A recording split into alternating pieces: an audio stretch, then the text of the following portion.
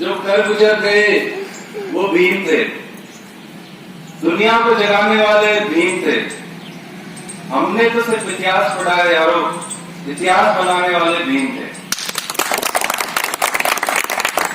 आज Bharat Ratna, Bodhisattva, the greatest Indian, संविधान के रचयिता, दलित पिछड़े शोषित वर्ग के उद्धारकर्ता बाबा साहब भीमराव अम्बेडकर का 130वां जन्मदिन संपूर्ण राष्ट्र ही नहीं अपितु विश्व के अनेक देशों में मनाया जा रहा है।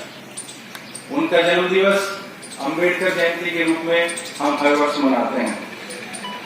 साथियों, बाबा साहब एक महान राजनीतिक नेता, कानूनविद, मानववादी, शिक्षक एवं अर्थशास्त्री थे।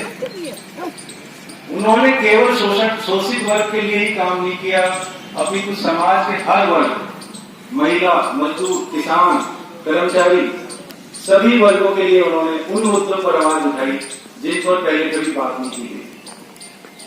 उनके विचार आज 70 वर्ष पर उतने ही प्रासंगिक हैं जितने की नवीन विचार आज हैं। उनके विचारों को आधार मानकर संविधान में जो शक्तियां दी गई हैं, विधानसभा को, लोकसभा को, वहां जो माननीय हमारे जनप्रतिनिधि हैं, उन विचारों के आधार पर कानून बनाते हैं, कल्याणकारी योजनाएं बनाते हैं। उनके आधार पर हमारा देश चलता है। जो संविधान की पुस्तक उन्होंने दी, उसके आधार पर न्यायपालिका, कार्यपालिका, विधायिका और शासन प्रशासन संचालित होता है। साथियों, आज इस जन्म दिवस के अवसर पर पिछले कुछ महीने पहले मेरे मन में एक विचार आया था, क्यों नहीं इस कार्यालय परिसर में एक संविधान वाटिका का निर्माण कराया जाए, ताकि आने वाले लोग अपने अधिकारों को जान सकें। जो मूल अधिकार संविधान ने हमें प्रदत्त किए हैं, मूल अधिकारों के साथ साथ मूल कर्तव्य जो हर नागरिक की जिम्मेदारी है, हमने पीछे लिखवाया है। मूल कर्तव्यों का भी हमें उतनी शिद्दत से पालन करना चाहिए जितना कि हम अपने अधिकारों के लिए आवाज उठाते हैं। आज इस अवसर पर मैं सबसे पहले धन्यवाद देता हूं उन सभी श्रमिकों को और मजदूरों को जिन्होंने दिन रात मेहनत करके इस अल्प समय में ये जो सामने आपको तस्वीर दिख रही है, इसको चरितार्थ किया। उनके लिए एक बार आप तालियों से उनका स्वागत करते हैं। उन सभी भामाशाहों, दानदाताओं को जिन्होंने इसमें जन सहयोग करके और ये जो विचार था इसको पूर्ण करवाया, उनके लिए भी आप एक बार स्वागत करें।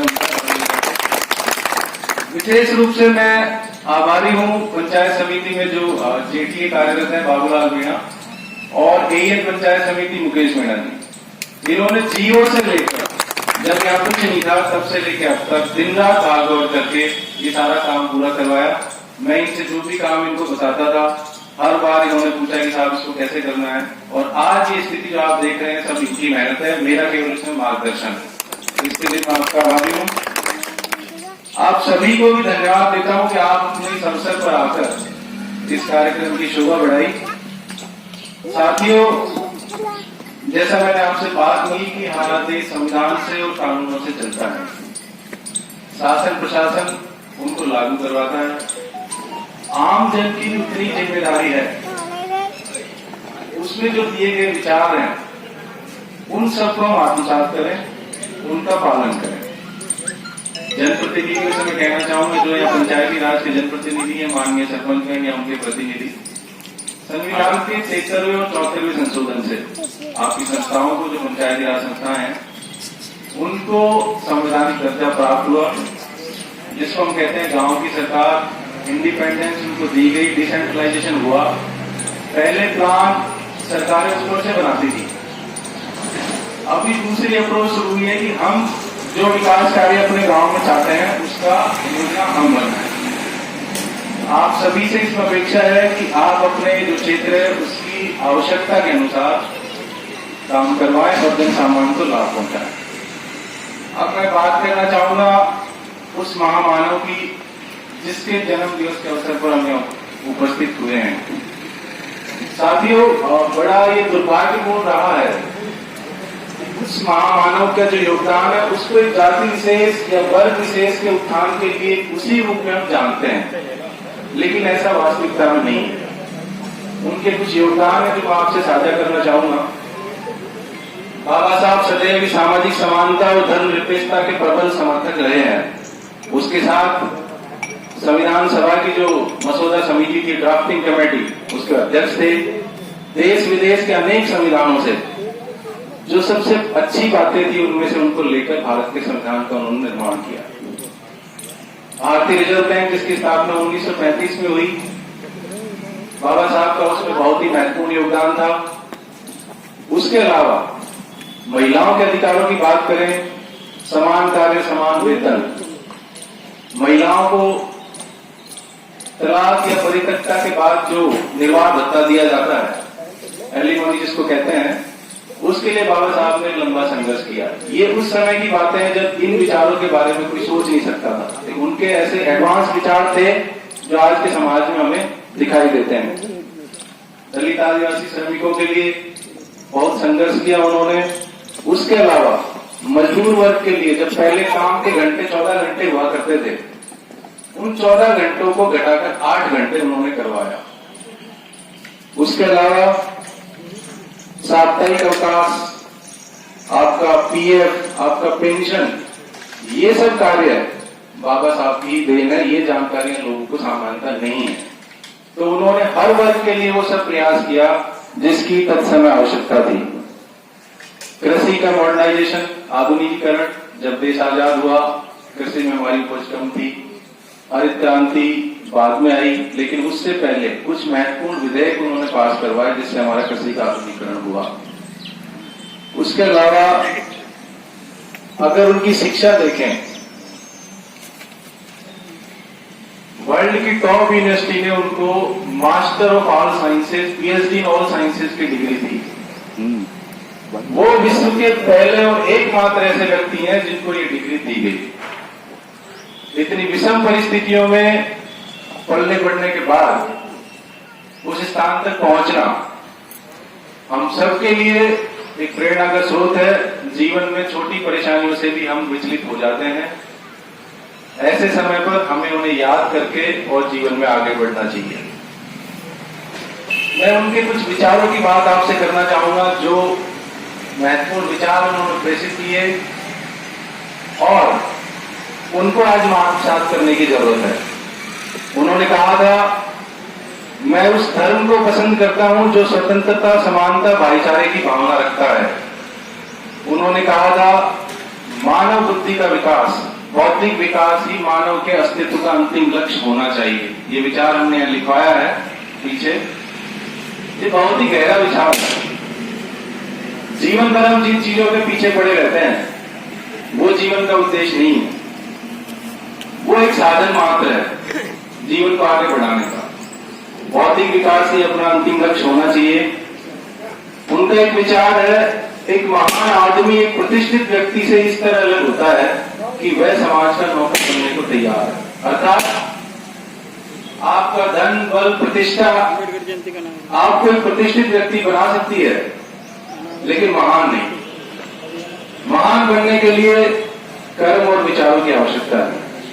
तो बाबा साहब एक प्रतिष्ठित व्यक्ति होने के साथ साथ एक महामानव भी हैं।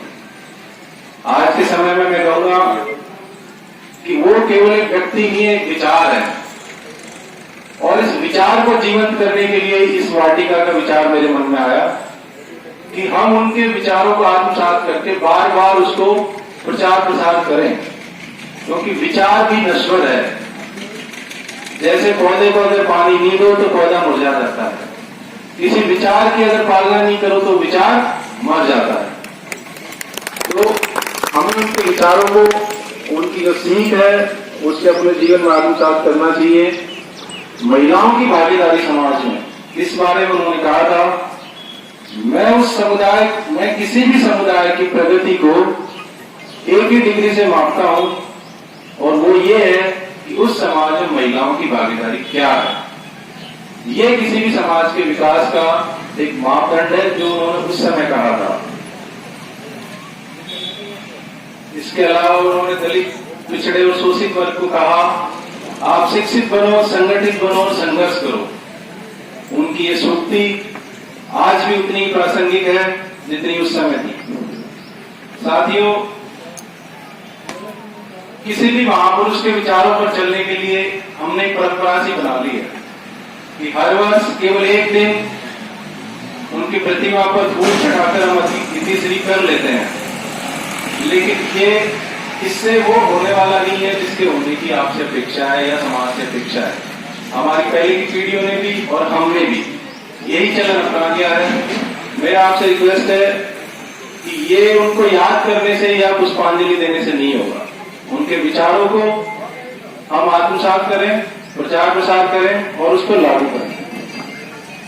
आज यहाँ सपोर्टरा से पधारे आप सभी महानुभावों से मैं कहना चाहूंगा, सपोर्टरा किसानों की, काश्तकारों की और भूमिपुत्रों की भूमि है।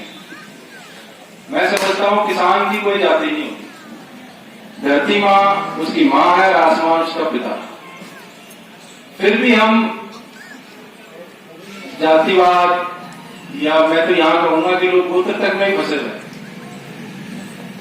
तो ये वो समय नहीं है। हमें इससे बाहर निकलकर एक मानवतावादी सोच को आगे बढ़ाना है और उस दिशा में ही प्रयास करना है। यदि हम और आप बाबा साहब को सच्ची श्रद्धांजलि देना चाहते हैं तो जो नई पीढ़ी है, हमारी पीढ़ी है, उनके विचारों को आत्मसात करें और आगे बढ़े। तभी बहुजन हिताय और बहुजन सुखाय की जो उनकी मंशा थी, जो उनका सपना था, वो पूरा हो पाएगा।